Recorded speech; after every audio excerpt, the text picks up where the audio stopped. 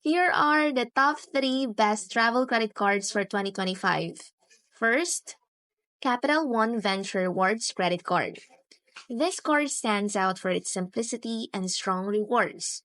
You earn 2 miles per dollar on every purchase with no bonus categories to memorize, making it ideal for busy travelers.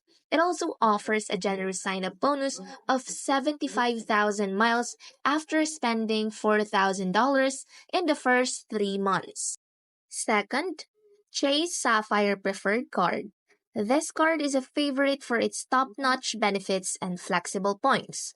You earn 2 points per dollar spent on travel and 3 points per dollar on dining. The card also comes with a welcome offer worth up to $900 in travel rewards. Third, the Platinum Card from American Express.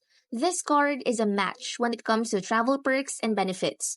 It offers access to Centurion lounges, complimentary elite status with Hilton and Marriott, and various annual statement credits. However, it also comes with a hefty annual fee of $695.